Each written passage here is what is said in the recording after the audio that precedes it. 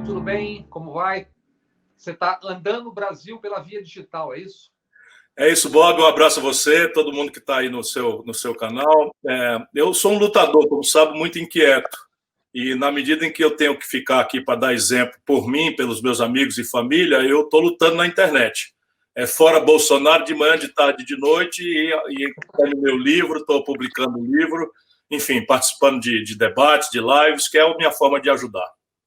Beleza, então vamos lá. Eu li o seu livro da maneira que foi possível nesses dias, vendo pedaços aqui e ali, lendo, né? E fiz algumas perguntas aqui para a gente começar. O seu livro enfatiza a importância do Estado Nacional e a possibilidade de ser construído no Brasil.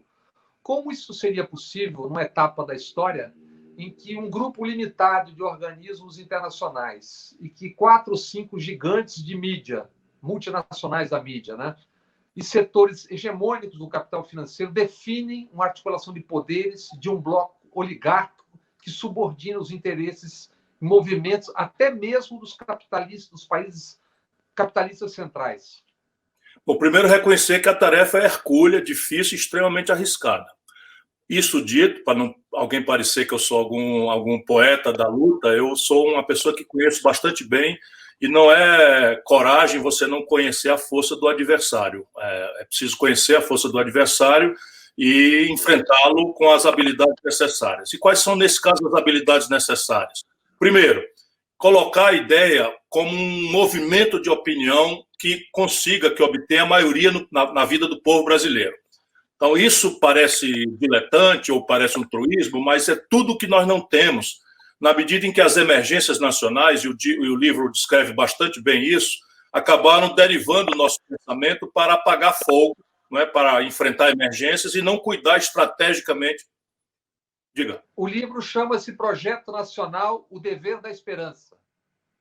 Sim, o livro se chama O Projeto Nacional, O Dever da Esperança, e muito raramente alguém vai ver a palavra esperança do lado da palavra dever. Isso, então, nos traz as questões de como viabilizar uma coisa dessa. O livro reflete objetivamente sobre isso. Primeiro, assentar, né, a ideia na construção lúcida de uma corrente de opinião, por círculos concêntricos, né, a partir daquelas 50 mil, 100 mil brasileiros que têm o equipamento, que podem aceitar essa metodologia, e o que quer dizer banir a crença em salvadores da pátria e culto à personalidade, que tem ciclicamente destruído, por cima do gravame estratégico, tem destruído a liderança, não só no Brasil, mas na América Latina. O episódio mais doído e recente é o do Lula no Brasil e do Evo Morales na Bolívia, sem falar no isolamento que o regime chavista, o Maduro, experimenta na Venezuela. Eu quero crer que é preciso entregar a ideia e aperfeiçoá-la, e a base social disso significa, basicamente, aliar os interesses estratégicos de um centro político, até de uma centro-direita política comprometido com a produção. Quer dizer, o agronegócio brasileiro hoje é empurrado para a direita por adjetivos, né? Mas na medida em que você entenda que verticalizar nacionalizando os insumos produzidos no Brasil vai incrementar a rentabilidade deles, que hoje são obrigados a pagar metade dos seus custos de produção em dólar. Então, como você vê, é uma questão bem prática. Em segundo lugar, um projeto nacional como esse, para buscar um lugar no mundo, tem que ter uma política externa muito ativa mesmo. É preciso reservar um lugar para essa política de relações exteriores para reforçar bilateralismos e multilateralismos que interessam ao Brasil numa agenda bastante prática. Verticalizar, né, um regime de preferências comerciais industriais.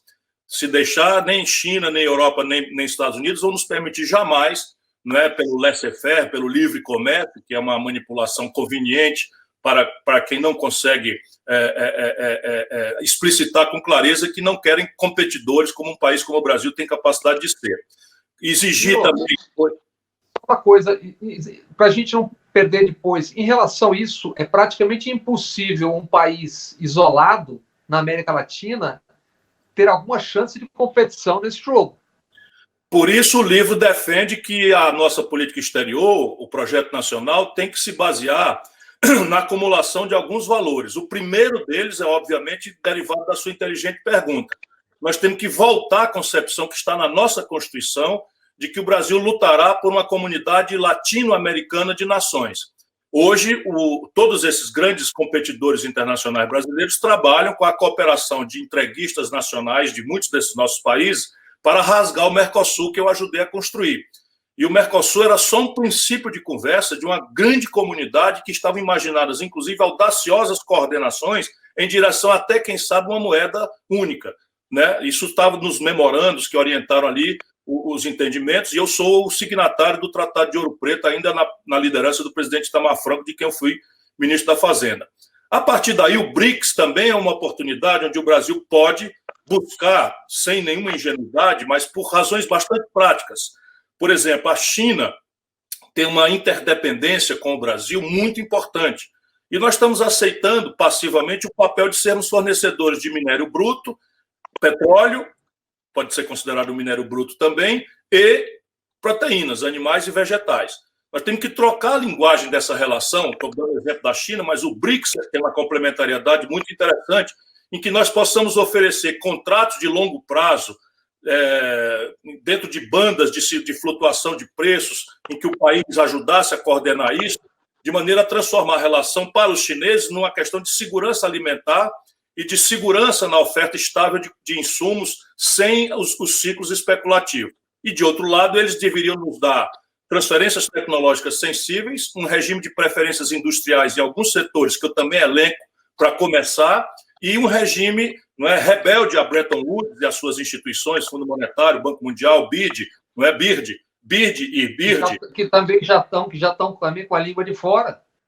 Isso. Mas aí a ideia é que esse banco do BRICS seja uma agência multilateral de financiamento que não obedeça às interdições ideológicas da perversão neoliberal pela hegemonia esmagadora dos norte-americanos dentro deles.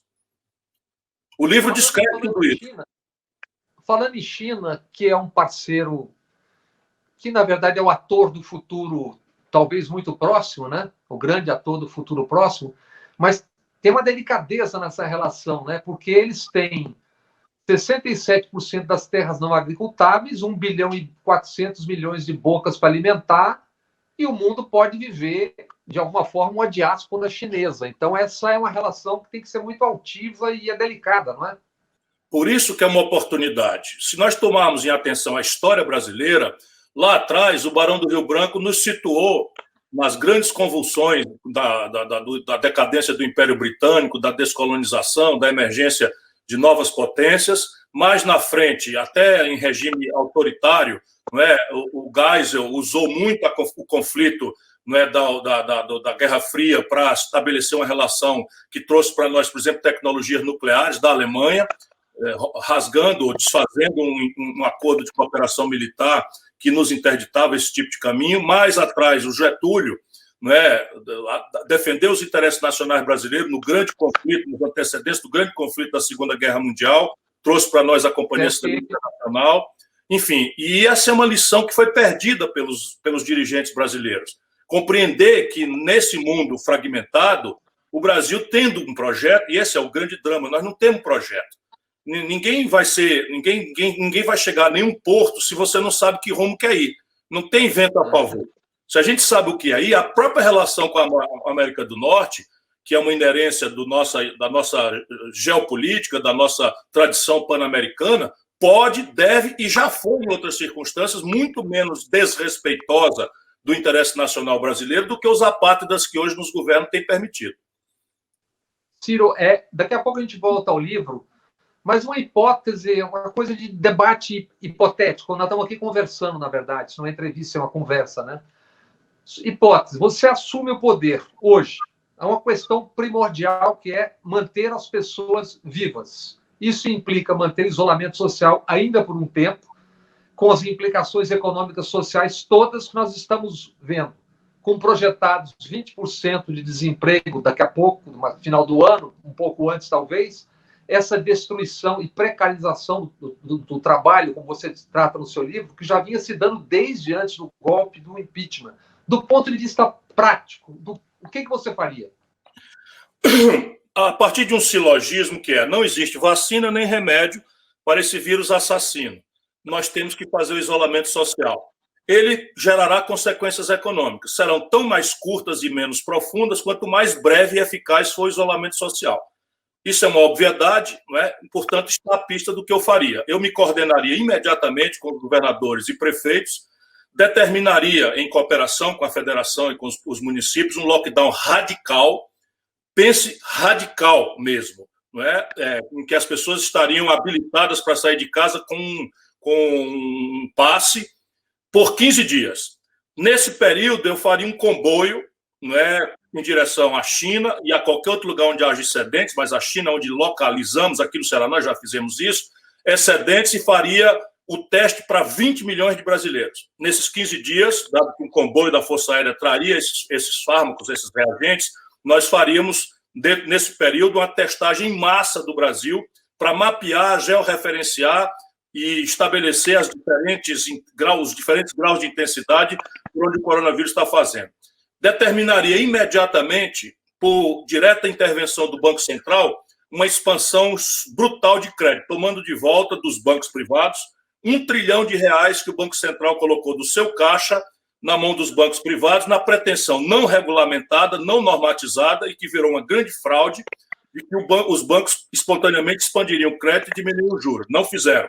Empossaram esse dinheiro e, no fim da tarde, criminosamente, hoje no Brasil, os bancos devolvem esse dinheiro que pegaram de graça do Banco Central e o aplicam em operações compromissadas, ganhando a taxa Selic.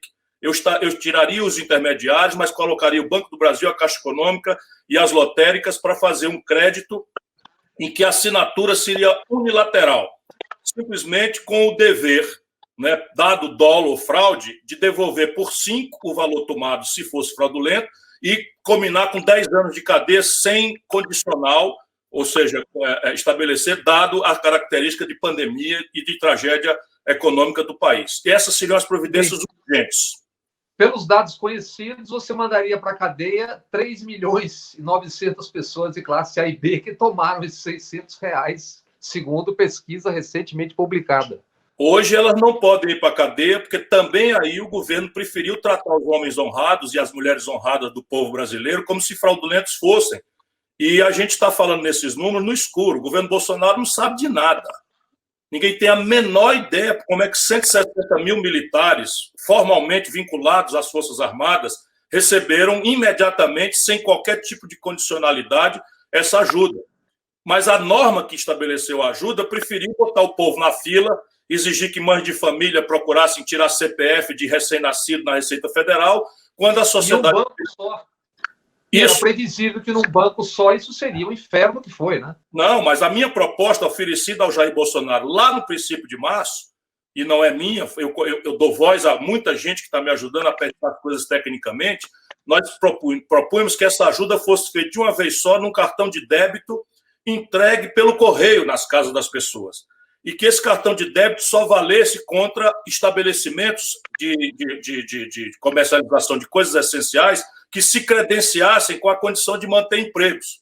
Isso teria a primeira grande vantagem, é fazer 40% do dinheiro voltar e proteger o nosso povo de ter que pagar agiota, de ter que pagar traficante de droga, de ter que pagar, enfim, coisas que não têm a urgência de dar de comer aos filhos dos brasileiros.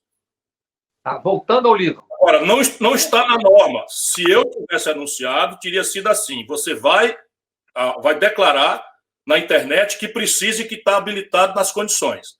Se você declarar em falso, você vai devolver por 10 o valor recebido fraudulentamente e vai pagar, no caso da ajuda, 2 anos de cadeia. Voltando ao livro. Como falar em Estado-nação em um país e região com a inserção subordinada no mundo do capital? Não é mais o tempo de um tipo de industrialização que tinha matrizes e filiais. Mesmo europeus, os mediterrâneos, Itália, Espanha e até França, têm caminhos determinados pelo Banco Central Europeu, o Banco Central Europeu. Em grande parte, o Brasil é resultado disso. O desencanto com a social-democracia, o crescimento da extrema-direita, fascistas, neofascistas em ascensão, são resultado também disso. O ódio ao negro, migrante, terrorismo, etc., tudo isso que se chama globalismo e que o Ernesto papagueia com entusiasmo. Quer dizer, como fazer isso que você propõe no livro? Essa tarefa é de construir um movimento de opinião, mas esse movimento de opinião não pode ser com relação a Salvador da Pátria e não será em nenhuma hipótese por por adoração a personalidades, por culto à personalidade, porque isso é atraso, né, da latinidade sul-americana. Isso é puro atraso que no Brasil tomou adjetivos de esquerda que não tem nada a ver com esquerda. Mas veja, o Brasil, se tem essas gravíssimas interdições e obstáculos, e eu os reconheço todos no livro, o Brasil tem oportunidades que o chamado mundo rico, o primeiro mundo, não tem. Por exemplo, infraestrutura. Metade dos domicílios brasileiros não tem saneamento básico. Isso não importa do estrangeiro nenhum insumo. Isso é um investimento modular que enquadra, que ocupa pessoas ainda antes da gente fazer uma revolução educacional e qualificação para as novas práticas produtivas, né, que a modernidade impõe. Nós estamos falando de construção civil básica. O Brasil tem 16 mil obras paradas.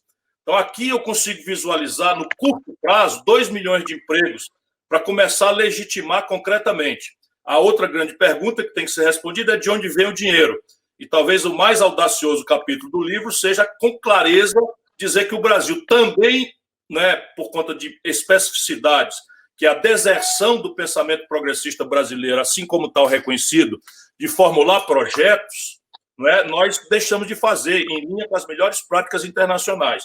A partir daí, o próprio papel da indústria tradicional, que no mundo está cedendo lugar a uma economia digital, a uma economia, né, pós-industrial, no Brasil, nós temos, com escala nacional, cativa pelo mercado doméstico, boa parte dele com compras governamentais, oportunidade de equilibrar o balanço de pagamentos do Brasil em prazo relativamente breve para quem imaginar as dificuldades de um projeto dessa envergadura.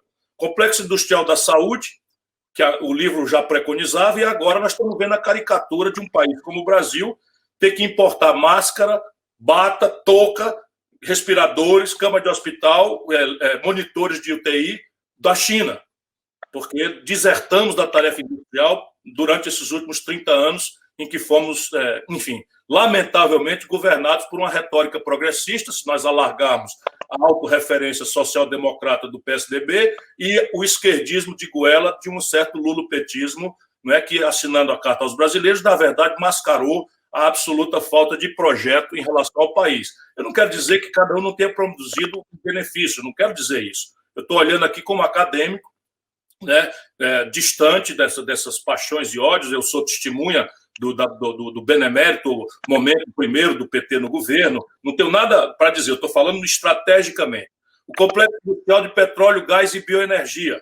O Brasil hoje está com 1/3 das nossas refinarias paralisados e nós estamos importando 300 milhões de barris, 300 milhões de barris de gasolina, óleo diesel e gás de cozinha, querosene de aviação e gás de cozinha, que estão semi-elaborados, quando nós devíamos estar, para além dos semi-elaborados, sermos autônomos, porque temos expertise tecnológica para isso, temos mercado interno para isso, nós deveríamos estar evoluindo para novos materiais, resinas, tudo que os polímeros, que uma petroquímica mais moderna deveria agregar valor e gerar emprego no Brasil. O complexo industrial da defesa é o único setor de alta tecnologia onde o Brasil é superavitário e eles estão destruindo. Com a entrega da Embraer, que volta em frangalhos, né, perdeu completamente o eixo estratégico de direção, perdeu propriedade intelectual por essa intrusão de contra-inteligência, de inteligência, né? E eu tenho um último complexo industrial, só para deixar claro como temos oportunidades. Ninguém no mundo tem a pujança agropastoril do Brasil. Pois bem, eu já falei, 50% dos custos de produção da maior produção mundial de proteínas animais e vegetais são importados do estrangeiro. Não há nenhuma razão para isso. Você tem informação sobre a questão da Embraer? Se houve alguma, digamos, percepção maior dos norte-americanos ou da empresa que estava comprando em relação ao que é a Embraer, seus segredos, seus projetos? Tudo. Veja, os norte-americanos, cuidando dos seus próprios interesses, mas contando com a cumplicidade criminosa de bandidos que nasceram no Brasil e ainda têm coragem de falar em pátria, alguns deles fardados, o que me enche de vergonha, os americanos fizeram passar uma lei, Bob, dizendo que qualquer empresa que venda no mercado americano ou que tenha ações cotadas na Bolsa de Nova York é jurisdicionável da justiça americana. Então, é uma violência jurídica em que eles se atribuem a um juiz de Nova York a faculdade de determinar providências transnacionais, e a Embraer foi uma das vítimas disso. Já há muito tempo, o serviço de inteligência americano está dentro da Embraer, quando a gente estava amadurecendo o KC-390 e o caça Gripen, que é um caça que tem desempenho, sob o ponto de vista de eficiência, entre a atenção que o piloto dispensa no manejo do avião e aquele dispensa taticamente, no enfrentamento do inimigo para se defender ou para atacar, o caça Gripen é o melhor do mundo. E o Brasil, de repente... Eles entraram via esse acordo. Entraram por uma determinação de um juiz de Nova York. E a elite brasileira, calhorda como essa, aceitou calada. Fizeram a mesma coisa na Petrobras. E aí a gente já tinha descoberto, a Dilma denunciou, junto com a Angela Merkel, que essa espionagem estava dentro do Palácio do Planalto. Foi feita uma resolução das Nações Unidas censurando, e era o Barack Obama, o presidente da República. Em 2011, eu lembro que eu escrevi à época no Terra Magazine, a revista que eu dirigia, eles capturaram no mar HDs, pendrives, etc., da Petrobras. E quem cuidava do manejo daquilo era a Halliburton, do seu então ex-Dick Cheney, vice-presidente dos Estados Unidos. Olha, deixa eu lhe dizer, esse serviço de inteligência está lá hoje, dentro da Petrobras. E nem sequer os jornalões brasileiros denunciam isso, porque também há uma conexão aí. E a gente tem que mostrar isso que não é para o povo, que não é paranoia. Lá atrás foi o Civan. O projeto Civan estava tentando fazer uma competição internacional em que havia um componente de transferências tecnológicas, e o Civan ele monitora o espaço aéreo, mas ele tem capacidade tecnológica de sensoriamento remoto de mapear ocorrências minerais, destruição da floresta, agressões a áreas de unidade de proteção ou de populações tradicionais indígenas, tudo isso, a concorrência foi jogada na lata do lixo e foi entregue sem licitação para a Raytheon, ainda no governo Fernando Henrique Cardoso. Se a gente for voltar a isso, a CIA operava dentro da Polícia Federal, o que é hoje o contra-terrorismo, que foi o CDO e SOE, que foi criado com dinheiro norte-americano. Agora, no governo Bolsonaro, as coisas se agravaram muito. FBI, o Moro fez um acordo e eles estão institucionalmente protegidos. A Polícia Federal Americana está atuando no Brasil e, evidentemente, nós não fazemos o concurso nem a supervisão. O que quer dizer que qualquer agente pode botar um distintivo do FBI e, coberto pelo Moro e pelo Bolsonaro, e sua trempe de generais entreguistas. O Bolsonaro entregou a paz de Alcântara aos norte-americanos. O Bolsonaro revogou unilateralmente a exigência de visto para os americanos, que exigem visto dos brasileiros para irem lá. Deu um regime de preferências comerciais na questão do álcool, do setor alcooleiro, que vai liquidar o setor sucroalcooleiro brasileiro. Deu um regime de preferências comerciais, uma cota de 750 mil toneladas de trigo subsidiado, que vai liquidar a triticultura do sul do Brasil. Não é? Fez manobras militares na Amazônia, na fronteira com a Venezuela, para se prestar esse serviço de big stick, ou seja, não é, de grande porrete. Mas mais grave de tudo, essa gangue que o Bolsonaro lidera botou um general brasileiro no vice-comando das Forças Sul norte-americanas. Subcomando do Comando Sul. Isso, como todo mundo sabe, os americanos não têm nenhum território ao sul do Equador, mas eles têm uma força ocupada de o que eles consideram no modelo geopolítico de defesa deles, os seus protetorados. E eles estão fazendo isso agravados porque o Brasil desertou da sua tarefa de mediador e hoje, absurdamente, culpa dos brasileiros que nos governam, os chineses e os russos estão até os dentes armados na Venezuela. Claro, é isso. Mas, olha, não lhe parece que há uma naturalização do que o mais grave que nós vivemos no momento é a vida e a morte. Há uma naturalização da morte, esse debate inacreditável, eles falam tanto do comunismo e estão querendo apagar as mortes, quer dizer, uma coisa meio stalinista, né? Por que eles estão... quem não morre ou não perde a vida agora, ou não tem alguém próximo, essa pessoa, evidentemente, que não tem grana, que não tem trabalho, ele vai ficar querendo ir para a rua. Quer dizer, ele está fazendo uma aposta contra a morte, porque ele sabe que isso acabará pressionando, como pressionou os governadores, alguns, onde a maioria das mortes, São Paulo, Rio, e os governadores já estão se acovardando e abrindo tudo no pico da doença. Quer dizer, nesse ritmo, chegaríamos a 50 mil mortes em uma semana. O que vai acontecer? O que nós vamos assistir? Olha, o Brasil tem hoje duas crises absolutamente graves e, sob o ponto de vista da nossa história, originais. Nunca houve precedente de uma mortalidade como essa. Nós ultrapassamos as mortes da gripe espanhola, ali em 1918, e num tempo em que não havia televisão, não havia nenhum saneamento básico, que não havia, enfim, nem as estruturas hospitalares, nem o SUS, nada. Portanto, agora a irresponsabilidade é muito maior dos nossos governantes.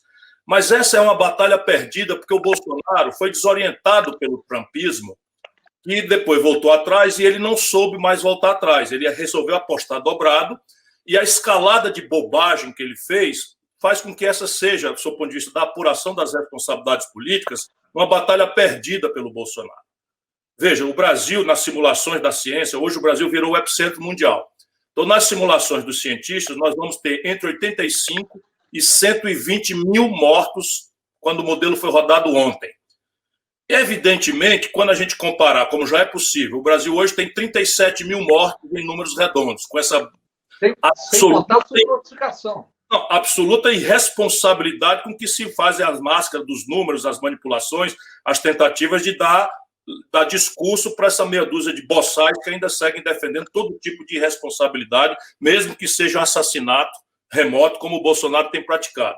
Mas hoje, só para as pessoas que não perderam um mínimo de inteligência, se gostam ou não de mim, não interessa. Eu costumo dar o argumento para a minha inteligência e para a inteligência das pessoas, que eu considero são a maioria das pessoas. Eu levanto, o Brasil teve 37 mil mortes a valor de ontem, e todos os nossos vizinhos da América do Sul, todos, desde as pequenas ex-Guianas até o Uruguai, passando por Colômbia, Venezuela, Peru, Paraguai, Bolívia, todo mundo, Chile, todos juntos não deu um terço disso. Menos de um terço disso. Se nós somos a mesma demografia, se nós somos o mesmo território, sob o ponto de vista das contradições de clima, se nós somos mais ou menos a renda desigual, como todos, o Brasil sendo o mais rico de todos, qual é a diferença? Jair Messias Bolsonaro. Portanto, ali por agosto, setembro, quando, infelizmente, 100 mil brasileiros estiverem chorando, né, e nós também que temos responsabilidade, a morte dos nossos irmãos, tem um responsável e somente um, Jair Messias Bolsonaro e os militares que ocuparam, estão calados, assumindo a responsabilidade. Isso é muito grave. 23 militares ocuparam o Ministério da Saúde, nenhum deles com qualquer experiência no manejo de saúde. Nem para administrar um hospital do Exército, um laboratório, os 23. E assumindo essas tarefas criminosas de determinar protocolo de remédio como verdadeiros charlatães, que não têm atribuição científica para isso, técnico-científica, apenas para obedecer às loucuras do Bolsonaro. E agora fraudando os números que são essenciais para que a população conheça o tamanho do problema e extraia daí o argumento necessário para que a gente tenha medo, né? Não é pânico, mas tenha medo do caráter mortal desse vírus. Segundo flanco, a economia. Bob, nós estamos tão acalorados aí nas tragédias que não estão prestando atenção. O Bolsonaro, com o seu Paulo Guedes, estão produzindo a maior crise econômica da história do Brasil, sem rival. Os números que começam a se revelar, mesmo a um maduro como eu, são assustadores. Nós destruímos em janeiro a março desse ano, ainda antes da pandemia, 5 milhões de postos de trabalho. Em abril, 860 mil carteiras assinadas foram dado baixa, que foi o saldo do CAGED. Nunca houve nada parecido num único mês. O que quer dizer que de maio adiante nós estamos destruindo ao redor de 1.200.000 a 1.500.000 empregos formais num país que já tinha mais da metade da população na informalidade. O Brasil... Chegaremos a 20% em 20% em setembro. Ou seja, nós estamos caminhando para 20 milhões de brasileiros desempregados, o que nunca aconteceu na história do Brasil. Agora, repare, na agenda conservadora deles, em cima das mentiras e grosseiras manipulações e propaganda de reforma da Previdência e coisas que tal, hoje a projeção do déficit público, meu caro Bob, é de 670 bilhões de reais. Acho que nem o tal mercado está entendendo o que é que isso representa. O pior déficit da história foram 130 bilhões. 670 é o que já está projetado. Nenhuma única providência para consertar isso, por causa de interdição ideológica e despreparo absoluto. O Guedes não sabe o que fazer, não há nenhum plano. Portanto, este também tem que dizer mais para o mercado. A dívida pública, porque o PIB cairá entre 6% e 11%, segundo os dados que a minha equipe está projetando, a melhor hipótese, 6%, a dívida como proporção do PIB vai para 100%, pela primeira vez na história do Brasil. E o que acontece? Ela está encurtando de prazo e hoje, ante o silêncio da grande mídia, conivente, né, o sistema financeiro privado está rolando a dívida do Tesouro Nacional a 3 pontos acima da Selic. Isso é uma antecipação da debate que vem por aí, porque quer dizer que a dívida vai encurtar o prazo e virar quase moeda. Ou seja, quando a depressão ceder, o Brasil está com uma monstruosa pressão inflacionária para acabar de agravar a tragédia toda.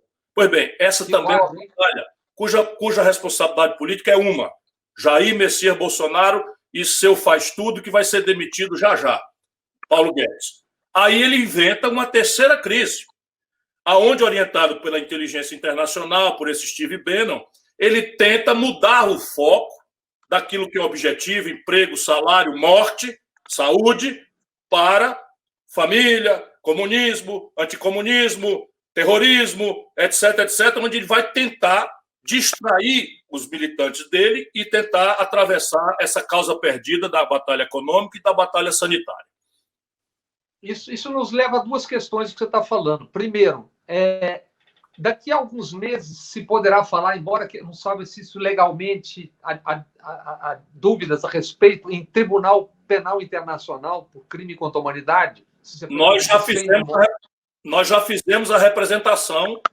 O Tribunal Penal Internacional, sediado em Haia, já tem uma representação nossa que está baseada na denúncia do por-fazer ou das omissões do Bolsonaro como sistema causador doloso do genocídio de 80 a 100 mil brasileiros. Evidentemente que o tribunal não tem precedente de julgar maus governos. O que o tribunal julga, normalmente, são crimes de guerra ou, vamos dizer, como é que eles chamam?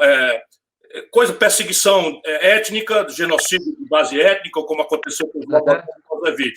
Mas o precedente de um presidente genocida está lá para o Tribunal Penal de Haia ajuizar. Mas o que eu acho que nós vamos fazer é aqui no Brasil. Aqui no Brasil, a parte jurídica do impedimento do Bolsonaro está pronta, as provas são robustas e incontestáveis de cometimento de crime de responsabilidade. Falta a gente ter maturidade para construir a condição social e política disso. Porque hoje, o Bolsonaro, com esses números todos, mantém 1/3 do apoio do povo brasileiro ao Sul, que são nossos irmãos, temos que respeitá-los, e 25% dos nossos irmãos brasileiros do Sudeste, do Norte e do Centro-Oeste ainda apoiam o Messias Bolsonaro. Eu acredito que ali por agosto, setembro, se a gente tiver humildade, né, para ajudar o povo a entender, para dizer que nós temos que proteger a nação brasileira da sua própria destruição como nação, do ponto de vista de vida e de empregos e empresas, eu acho que a condição sociopolítica estará dada e a democracia terá essa ferramenta para esconjurar a tentativa de golpe que o Bolsonaro está planejando nos seus delírios. Claramente. Aí entramos na segunda questão. Que informações ou percepções você tem dos militares? Por quê?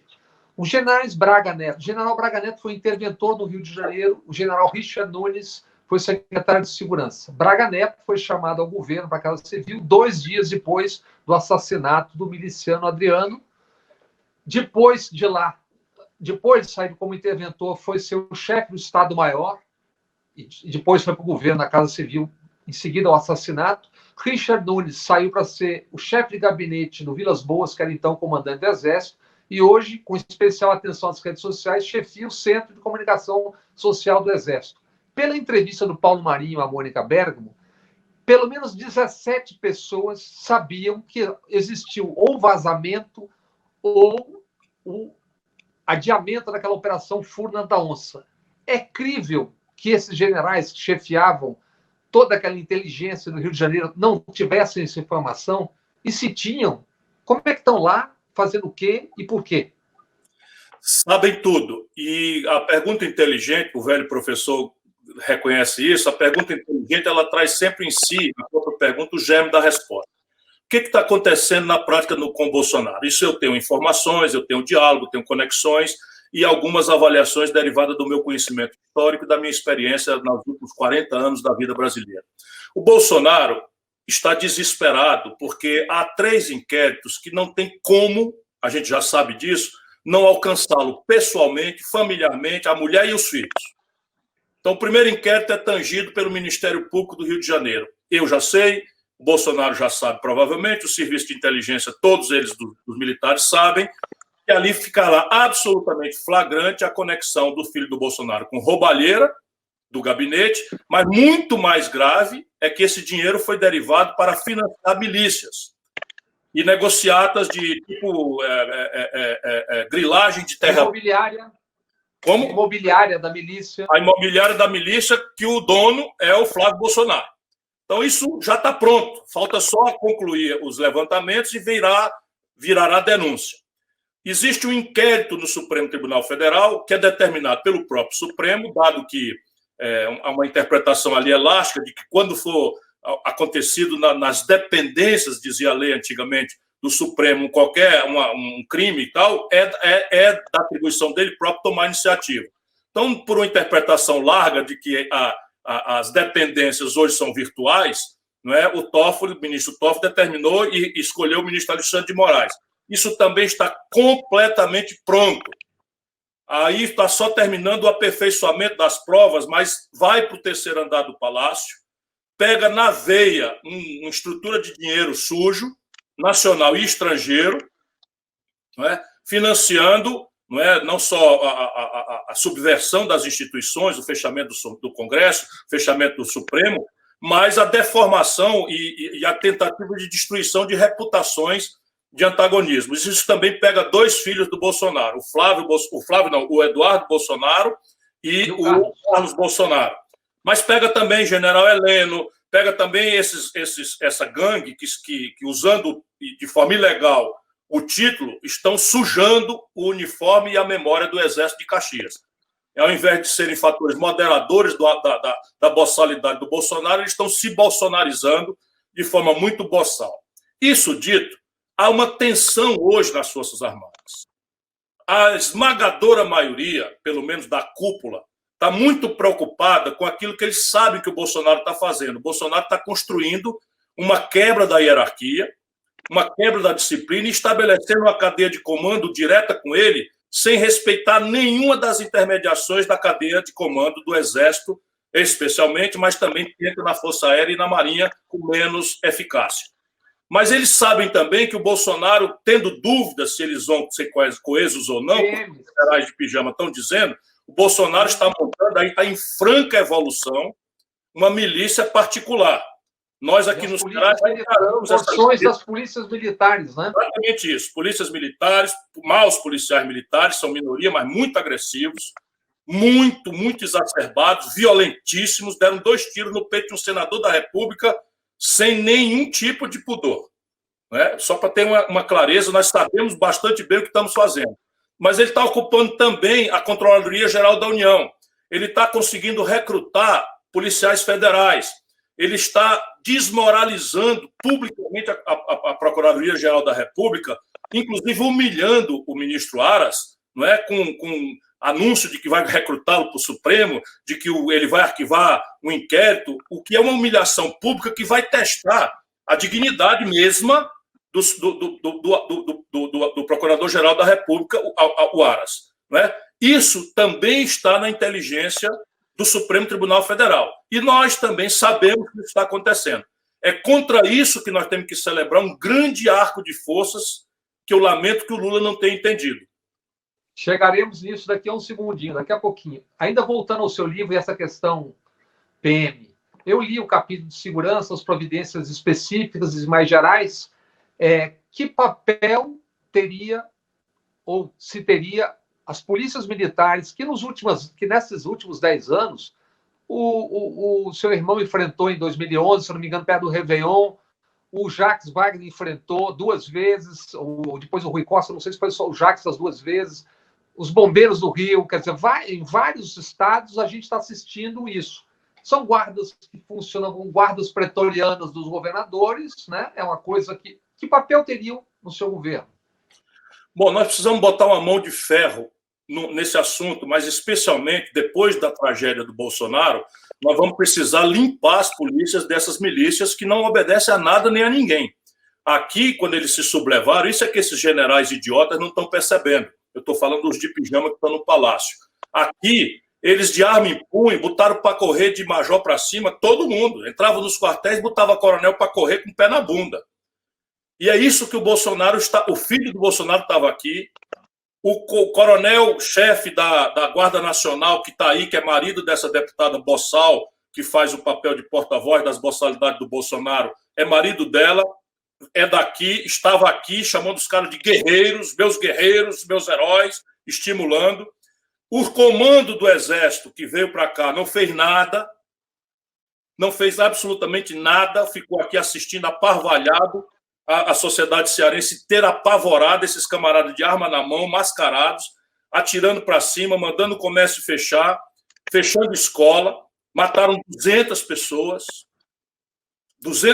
morreram, e como a imprensa não é aqui, ficaram relativizando aí a forma com que nós enfrentamos aqui, num dos 50 episódios que nós tivemos que fazer para devolver a ordem e a justiça. O Tribunal de Justiça foi desmoralizado, né? O Ministério do Trabalho foi desmoralizado, o Ministério Público foi desmoralizado, ou seja, para essa gente é o banditismo, nós temos que limpar. Aqui nós tiramos 300 da polícia.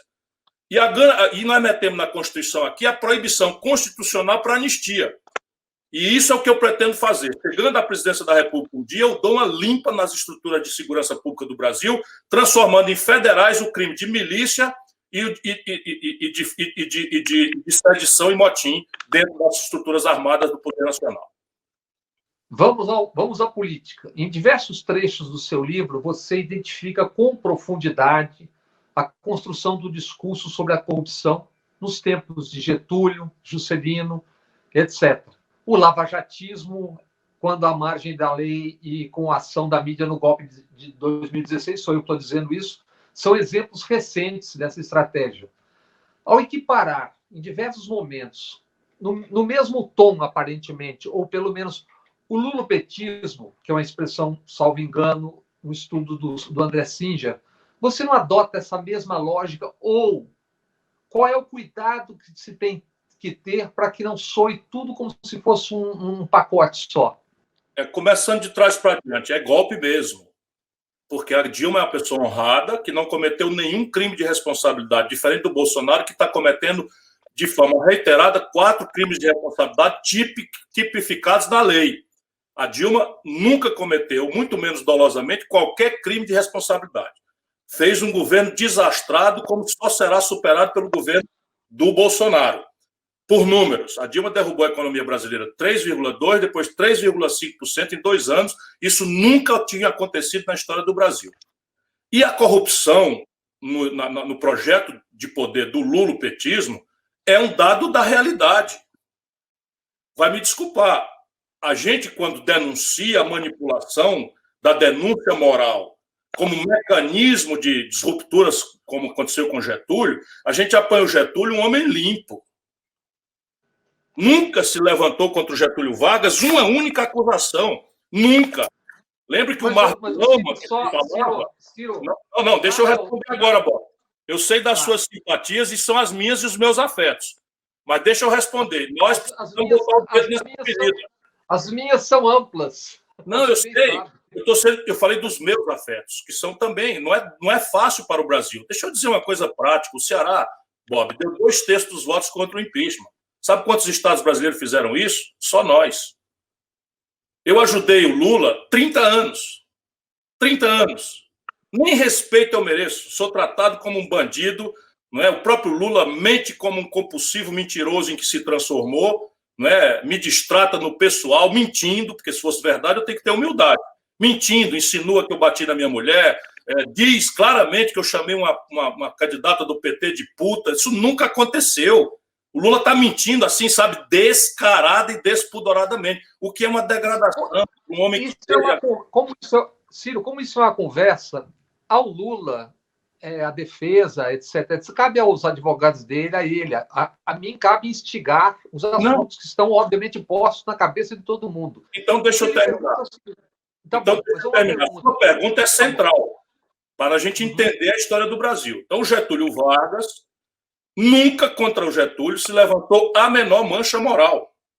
Getúlio nunca teve qualquer tipo de acusação, nunca foi condenado. Havia todo o discurso do mar de lama que envolvia pessoas e era coisas assim, tipo, segurança dele, quis ser mais realista do que o rei, se envolveu no atentado e tal. Com o João Goulart nunca respondeu. O João Goulart tinha 45% dos votos nas capitais, eu mostro isso no livro. E foi levantado também a denúncia de que o João Goulart era comunista, etc, etc, etc. Infelizmente, desculpa, o lulopetismo se corrompeu mesmo, organicamente. Olha aqui, só um minuto. O Palocci, Antônio Palocci, era braço direito do lulopetismo. Roubou 100 milhões de reais e devolveu. Roubou 130. Ainda está com 30 milhões de trocado. Fez uma delação premiada. Eu denunciei para o Lula que o Eunício Oliveira tinha recebido R$1 bilhão de contrato sem licitação na Petrobras. O Lula ficou pálido. E depois eu vi que ele, Lula, que tinha mandado. Eu fui ao Lula dizer, Lula, estão querendo entregar Furnas. Eu, na minha boa fé, estão querendo entregar Furnas para o Eduardo Cunha. Se esse cara pegar Furnas, ele vai comprar a maioria da Câmara. Isso é público. O Lula disse, está pensando que não vai ter não. No dia seguinte nomeou. Eu sei que o Lula sabia da ladroeira. E por quê? Porque se corrompeu também. Compare o meu patrimônio com o do Lula. Compare o meu patrimônio, filho da classe média, com o Lula, cuja grande característica é ser filho da pobreza brasileira, e por isso todos nós comemoramos a chegada do Lula ao poder.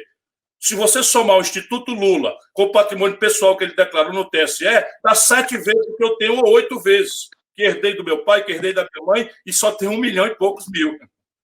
O que eu lhe pergunto como repórter... Olha, enquanto a gente tomou, o Brasil não acha o caminho.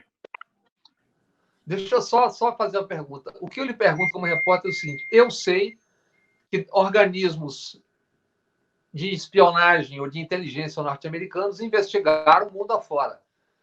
Do ponto de vista pessoal, você está falando do lulopetismo e eu estou lhe perguntando do ponto de vista pessoal do Lula, se investigaram, o que conseguiram pegar? Um apartamento triplex que não estava no nome? Então, é isso que eu lhe pergunto. Não. Eu não acho que o Lula tenha tido o devido processo legal nessa coisa do triplex, não. Não me confunda. De novo, essa petezada desonesta, paga por dinheiro sujo. Não é isso. Deixa eu responder, Bola. Mas deixa eu responder. Não, mas você está dando exemplo de uma pseudo-inocência do Lula porque ele foi condenado por filigrana. Eu denunciei isso na data. Desculpa, eu denunciei isso na data. Eu propus publicamente reunir um grupo de juristas, afirmar internacionalmente que o Lula estava sendo vítima de perseguição judiciária e homiziá-lo na embaixada para tentar a solução do problema, chamando a atenção da opinião pública internacional. O Lula me desqualificou como se eu estivesse fazendo um plano de tirar ele do meu caminho.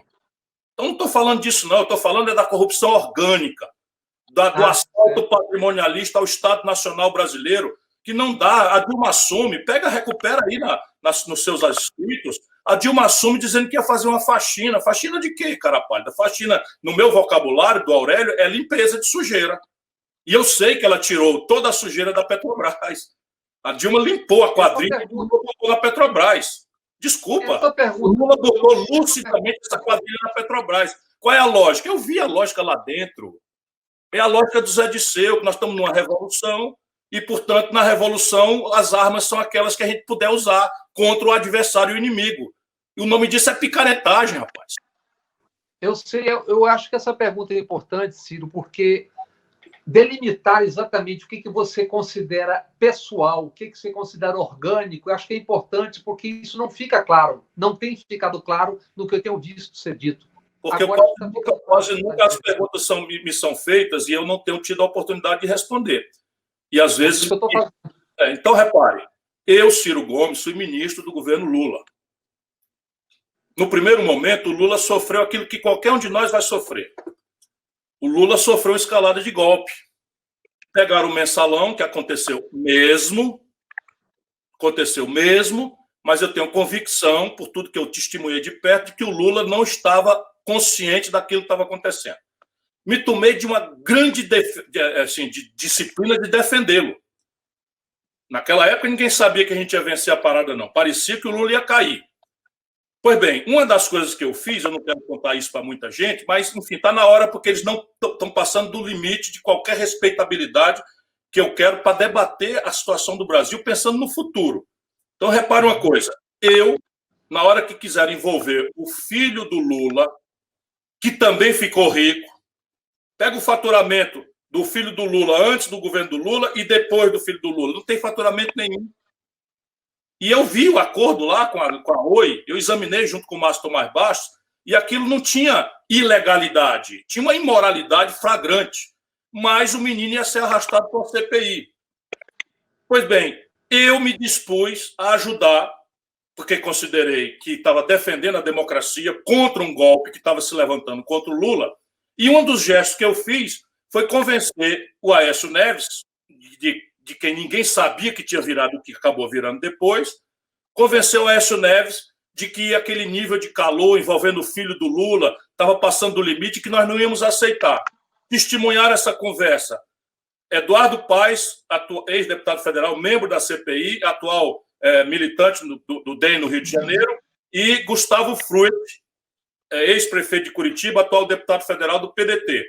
Testemunhar, essa conversa se deu no aeroporto da Pampulha, porque nós estávamos fazendo tudo isso discretamente para tentar criar um bastidor para desarmar o golpe. Pois bem, esses canalhas agora estão me acusando de conivência com o Aécio. A única convivência com o Aécio na política foi tirar o filho do Lula da roubalheira em que ele foi pilhado. E a dona Marisa me agradeceu aos prantos. Seu Lula, me respeite, seu Lula. Entendeu por que as perguntas são feitas? Porque nós estamos conversando. Eu estou respondendo. Não tenho nenhum problema. Não estou nenhum problema, eu respondo todas. Eu apenas acho que nessa hora não era isso que nós devíamos estar discutindo. Eu estava ali dizendo que nessa hora você tem 3 deveres com o povo brasileiro, cada qual mais grave e urgente. Proteger vidas contra a ação genocida do governo, proteger empregos e empresas contra a devastadora crise econômica que está aí e proteger a democracia contra a tentativa, meio por via milícias, do Bolsonaro, quando tiver emparedado ali por agosto, setembro, pela crise econômica e pela crise de saúde pública, ele vai tentar, como um cachorro doido, encantuado, vai tentar rasgar a democracia brasileira. Isso é o que nós devíamos estar fazendo agora, todo dia. Mas você não acha que é saudável e salutar para as pessoas que estão acompanhando o processo, elas conhecerem, inclusive a fundo, as razões? Porque é inevitável, essas perguntas são feitas o tempo todo. Não, eu não estou reclamando de nada, eu estou só dizendo que eu preferia estar na convergência do que na divergência. Agora, eu acho que se isso exige convergência, tem dois graves campos onde nós temos que aprofundar as diferenças. Uma é uma tentativa respeitosa quanto possível, mas na canela e no pescoço, se for necessário, não é? Quer dizer, perguntar para a inteligência do povo brasileiro o que deu causa a esse fundo do poço em que nós estamos. Sabe por quê, Bob? Se a gente não fizer essa pergunta, nós não vamos nos reconciliar com o povo brasileiro. Essa gente percebe, um minuto só, essa gente não percebe que eles estão chamando de fascista, de bolsonarista, de gado, 70% do eleitorado de São Paulo, Rio de Janeiro, Minas Gerais, Santa Catarina, Paraná, Rio Grande do Sul, Mato Grosso do Sul, Mato Grosso, Distrito Federal, Goiás. Mais um apunhado de estados do norte. Porque essa foi a proporção de brasileiros, irmãos nossos, que absolutamente enervados, absolutamente zangados, com ódio mesmo, votaram contra o desastre econômico e o desastre moral que o lulopetismo produziu no Brasil. Se isso não for verdade, eu tenho que ser corrigido. A economia brasileira, a Dilma tomou posse, o desemprego estava em 4% por méritos do Lula. Nunca neguei isso. Mas é o mesmo partido. A Dilma quem era? Vinha de qual estratégia? Qual estratégia? Foi um dedaço do Lula para continuar mandando. A Dilma nem a origem no PT tinha. Ele não quer dar passagem ao Jacques Wagner, ele não quer dar passagem ao Tarso Genro, ele não quer dar passagem ao Olívio Dutra, não quer dar passagem ao Suplicy, porque é uma gente que não se corrompeu. que não aceitou. Essa era outra pergunta. Estou só dizendo. Vamos lá, mas deixa eu terminar a resposta. Ele impôs a Dilma, experiência zero, que nomeou, foi o maior estelionato eleitoral da história do Brasil. Ela nomeou o Levi. Eu não estava do outro lado, não, cara. Eu ajudei, esculhambei, botou o Michel Temer, o Lula botou o Michel Temer na linha de sucessão do Brasil. Eu chamei o Michel Temer de ladrão, ele me processou, e eles disseram que eu estava magoado. Sabe, é muita irresponsabilidade para a gente fazer de conta que o nosso povo virou fascista. Então o PT sustente isso, chame o povo de São Paulo de fascista, o povo de Minas que deu a vitória a Dilma, que era uma desconhecida, contra o Aécio. E essa gente agora chama o povo do Sul de fascista. Mas você reconheceria que um pedaço do bolsonarismo é uma característica absolutamente fascista, ou não? É mais claro, mas eu acho que é 10%. 12% que caíram no armário. 10%, 12%. Estou falando, meu irmão, desculpa, 70% do eleitorado, que isso é para ser exato, 68% do eleitorado dos centros mais dinâmicos da vida brasileira, onde estão 80% do eleitorado, 70% do eleitorado brasileiro, votaram no Bolsonaro. Um Bolsonaro, um idiota despreparado, evidentemente a facada personalizou o ambiente, o mecanismo estrangeiro de dinheiro, de fake news, de WhatsApp, a gente não conhecia essa tecnologia, foi trazida para cá por esses bandidos da ultradireita americana, estipendiado pelo Trump. Está tudo certo, tudo isso relativiza o problema. Mas a substância do problema é que o povo estava 4% desempregado, acreditou na Dilma e ficou 14% desempregado. O povo brasileiro, olha, o Lula expandiu de 15% para 55% o crédito no Brasil. O FIES para os estudantes. Viva o Lula! Ok. Aí o que acontece? Hoje, na véspera da eleição, 63.700.000 brasileiros com nome sujo no SPC. 7 milhões de garotos estão com o nome sujo no SPC porque não estão dando conta de pagar o FIES. Qual é o sentimento que essas pessoas têm? Elas se sentiram corretamente enganadas. E elas foram enganadas. Foi o maior estelionato eleitoral da história do Brasil. E aí vai dizer o quê? Eu estou falando da crise econômica. A ladroeira botou o componente nacional. Isso é que eu queria explicar. A ladroeira, quando o país está crescendo, está aí no mensalão, toda a campanha foi feita. Era para derrubar o Lula.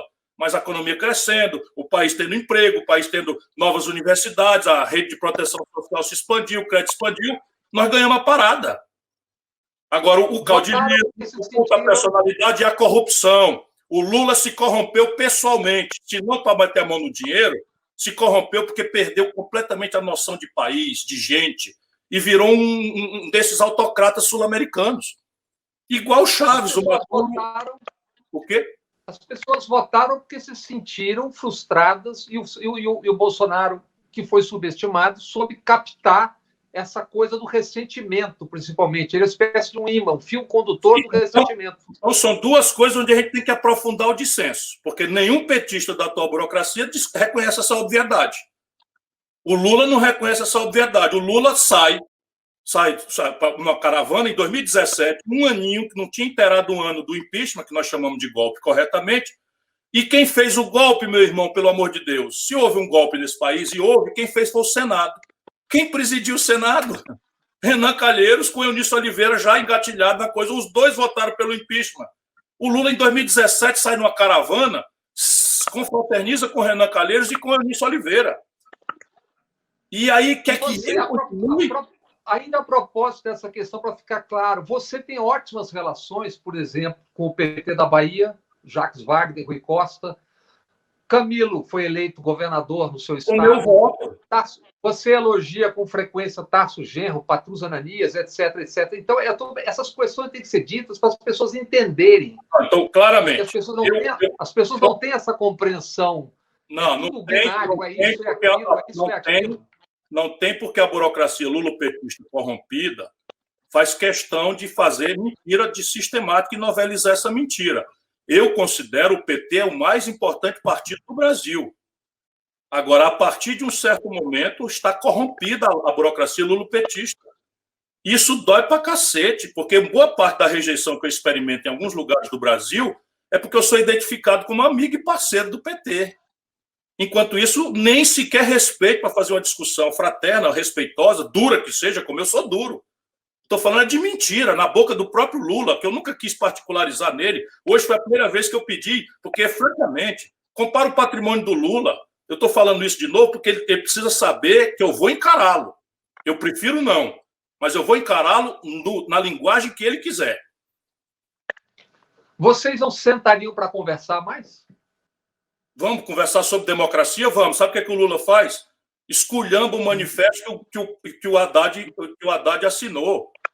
Chama de direito o manifesto que o Chico Buarque a vida inteira faz de conta que não vê nada dessas aberrações, sendo o gênio que é, e a vida inteira apoiou o Lula. Pois lá, assinou junto com Caetano Veloso e Lula, não sou Maria vai com as outras, ou seja, Chico Buarque é Maria vai com as outras. Enfim, pelo amor de Deus, rapaz, isso não é possível que você não tenha vendo. Essa não é outra, essa das outras confusões. Para defender a democracia, eu sento até com o penca.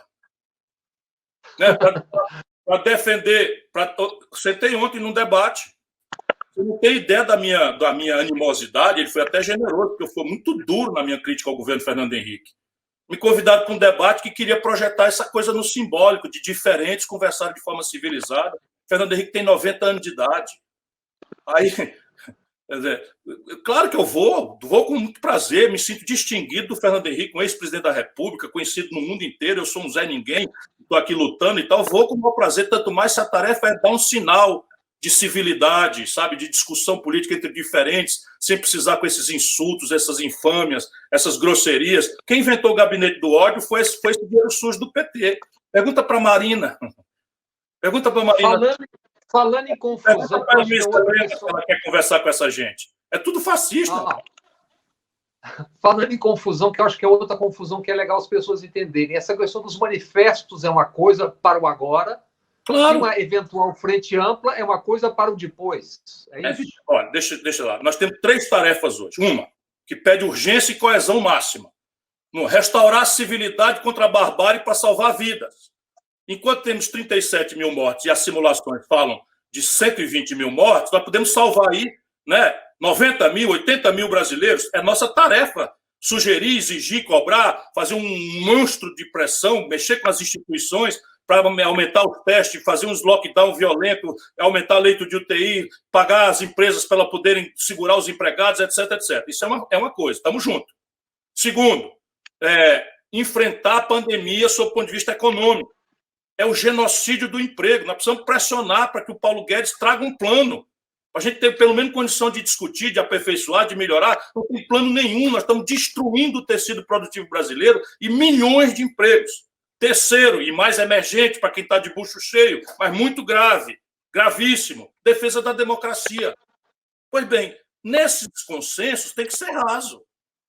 Aí o Lula vem com impostura de que não vai assinar um papel que tem um cara que votou no golpe. Conversa essa, estava abraçado com o Renato. Deixa eu terminar. O Lula desqualificou o manifesto com o argumento patético de que não é Maria vai com as outras, que não consultaram o PT. Ninguém me consultou também, não. Eu também não assinei. Agora, isso é ruim para o Brasil? É bom para o Brasil, que pessoas diferentes de nós convirjam nos nossos valores civilizatórios de defesa das liberdades e da democracia. Aí o Lula, como segundo argumento, não vou assinar um papel que está assinado por golpista. Francamente, você ter vergonha na cara ou achar que o povo é muito idiota. Agarrado com o Renan Calheiros, quer ver a foto? Eu mando para você agora. Agarrado com o Ulisses Oliveira. Eu conheço essas fotos todas. E aí, como é que é? Vale. Então, quem diz do sim da vida é o infalível, é o Papa Lula. Ora, não, eu acho o Lula é um problema grave para o Brasil. Eu acho que essa conversa é importante por isso, querido, até porque as pessoas não estão entendendo o que é essa confusão dos manifestos da Frente Ampla. As pessoas acham que é a mesma coisa. Acho que não é. Que isso não é. Você tem o seguinte, a defesa da democracia saiu nesse Estamos Juntos. E aí tem Luciano Huck e Chico Buarque. Você imagina que algum dia na vida eu vou andar junto com o Luciano Huck na política, você não me conhece. E eu não assinei, hein? Eu não assinei. Eu apenas digo que é uma iniciativa importante, por quê? Porque nós estamos acumulando forças para defender a democracia que será ameaçada. A qualidade já está gravemente, agora ela será ameaçada, contra, inclusive, o meu palpite no passado, que eu não achava que seria, não. Achava que os generais iam moderar o Bolsonaro, mas qual é a minha grave surpresa? O Bolsonaro está bolsonarizando os generais. Essa é a tragédia brasileira. Nenhum desses está falando o que eu estou falando. Nenhum desses foi insultado pelo esse picareta que é o Heleno, não é? que é o mentor decrépito dessa aventura de milícias. Desceu ontem, domingo, para ir confraternizar com os policiais lá embaixo, porque ele está vendo que o exército não vai acompanhar e está entrando nessa onda de fazer uma milícia, né, numa espécie de reboot do Estado brasileiro, para usar a expressão de um professor que eu li recentemente. Vou gravar o nome e reproduzir, porque é muito lúcido a análise dele. Ele é especialista nessas questões dos militares e da política no Brasil. Pois bem, o basta é simplesmente a fina flor do pensamento jurídico brasileiro. A fina flor do pensamento jurídico brasileiro, sabe, os Raimundo Faoro, da época da redemocratização, todos estão assinando. Aí nós vamos desqualificar um negócio desse, porque não fui eu que fiz, porque eu não fui chamado, por mimimi, por não sei o quê, porque o PT vai pro diabo. O Lula perdeu a noção completamente. Ciro, para ficar claro, como a gente, por força das profissões, nós somos pessoas que têm que ter um nível de informação, é para ficar claro que quando se está debatendo manifesto é uma coisa, quando se está debatendo frente ampla é uma coisa para depois. É isso. Nós sabemos disso, mas depois o seguinte, depois nós precisamos aprofundar as diferenças. Isso. Em duas questões práticas. Uma, o que aconteceu com o Brasil? O que aconteceu com o Brasil para nós chegarmos a esse fundo do poço econômico, social, de saúde pública e de política? Se nós não fizermos essa avaliação, nós não vamos entender a doença. Segundo, o que nós vamos fazer? O que nós propomos para botar no lugar? Aí você tem um problema. Eu esculhambo as coisas do Bolsonaro e os caras botam em cima da gente de volta, porque isso não está aí o déficit público galopando, explodindo, e nós não cobramos tributo sobre lucros e dividendos empresariais. Quando um petista está do meu lado, por que vocês não fizeram 14 anos? O Brasil, enfim, não cobra tributo sobre patrimônio, só cobra do povo e da classe média.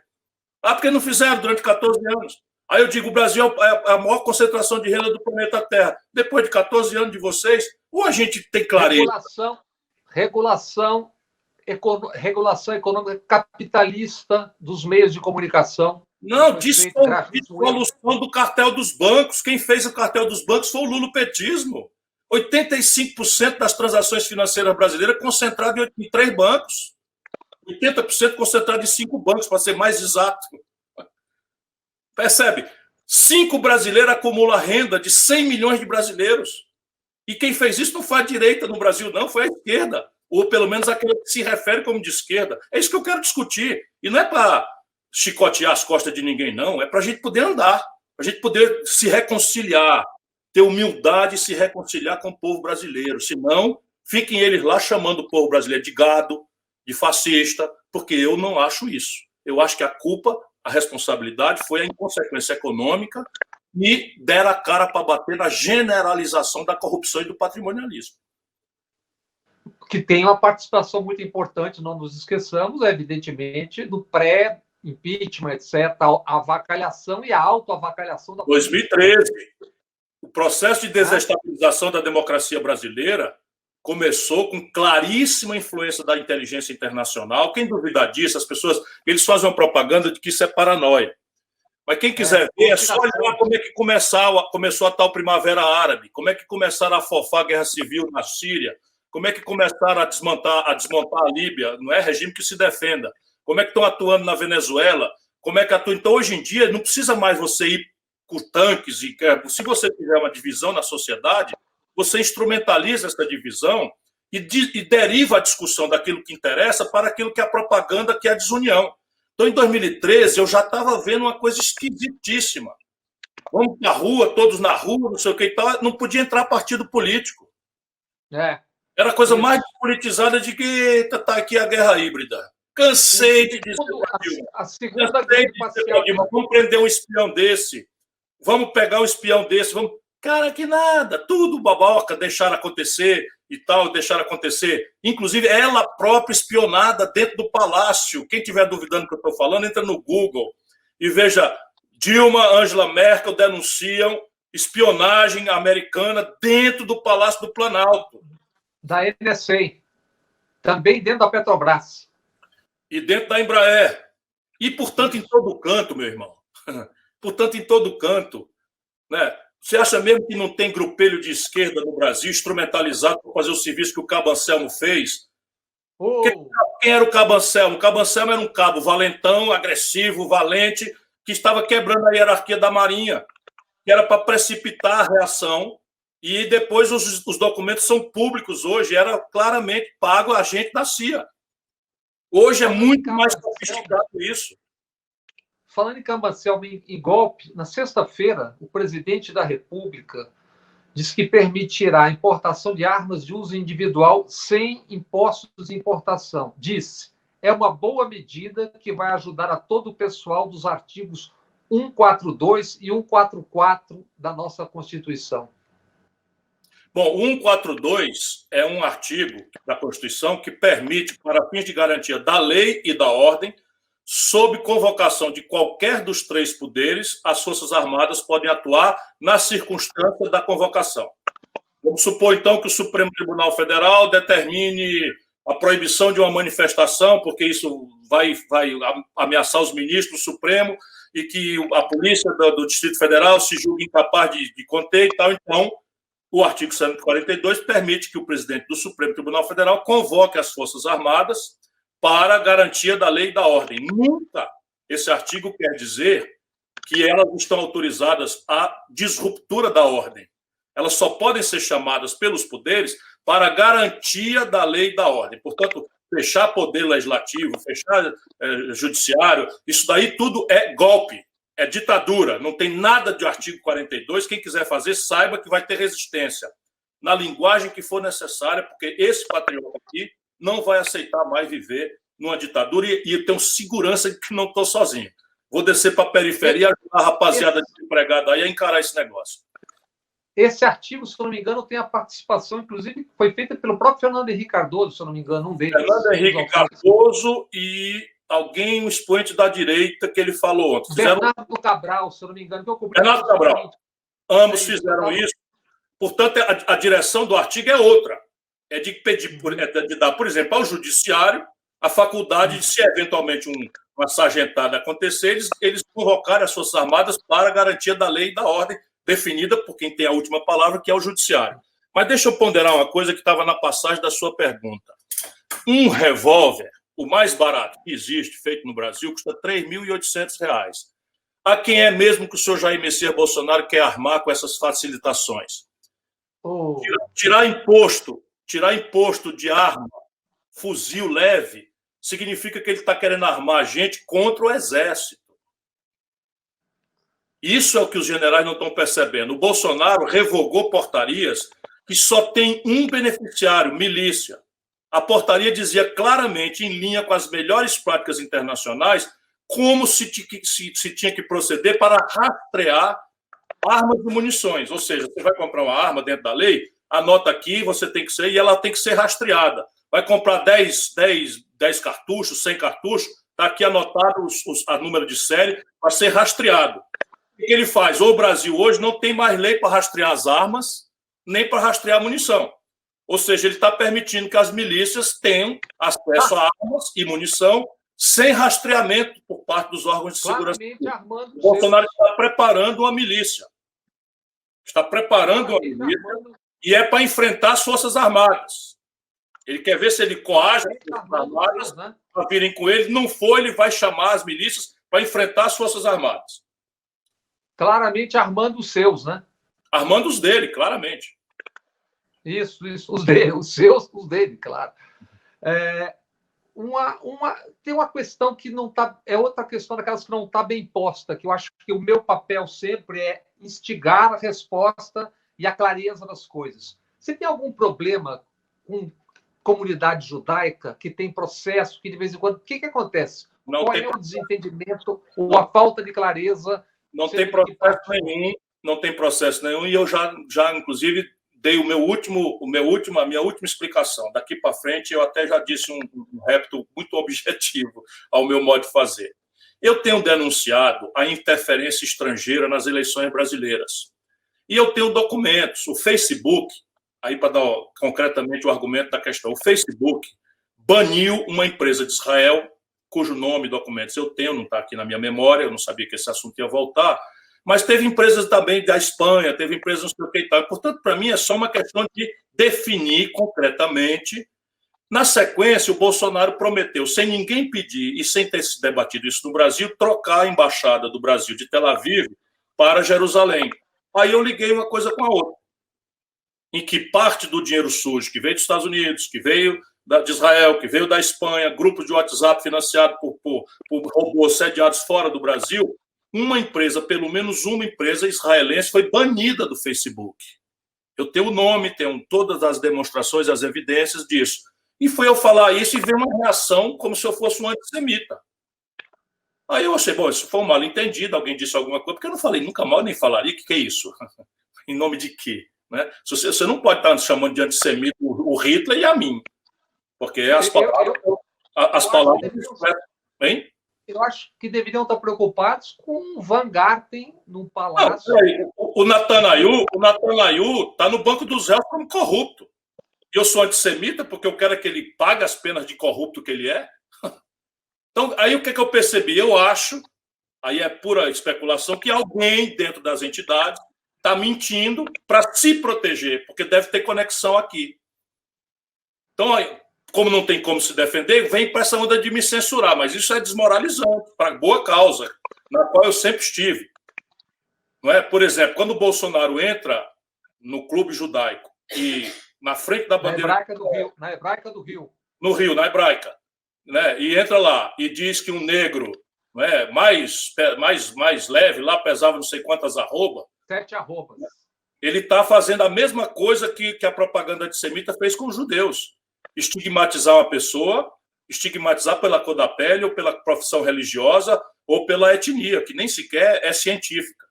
Portanto, me respeitem, né? Eu sempre respeitei, nunca, não tem nada na minha vida que justifique, né, essa história que criou-se contra mim, a não ser que seja o bolsonarismo boçal. E aí não é porque é judeu, porque é de Sobral ou porque é do Afeganistão. Vai levar porrada, não tem conversa.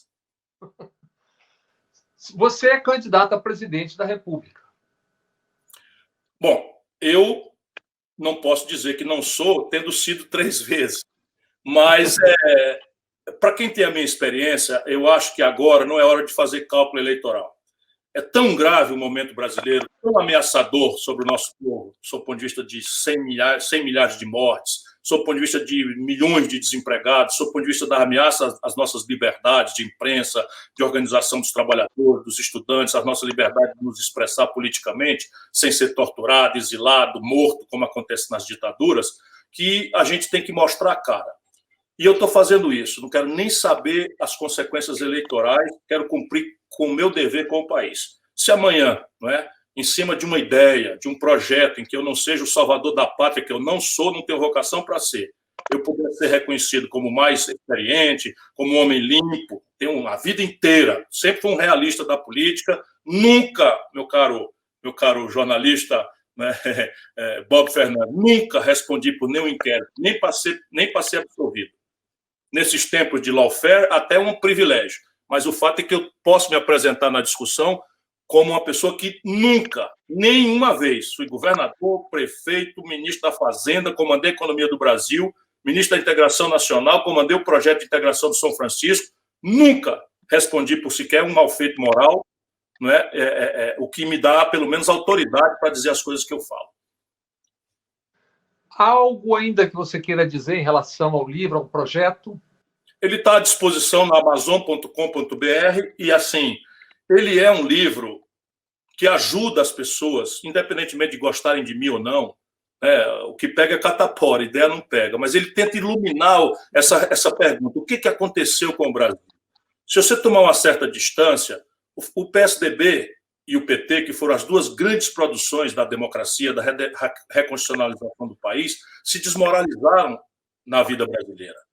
Isso não é por acaso, não é por acaso, é que tem um problema estrutural, que é a destruição da estratégia de desenvolvimento do Brasil e a nossa incapacidade de ajuizar as causas dessa destruição e, mais grave do que isso, as pistas da saída para devolver ao país uma condição de esperança, com o pé no chão.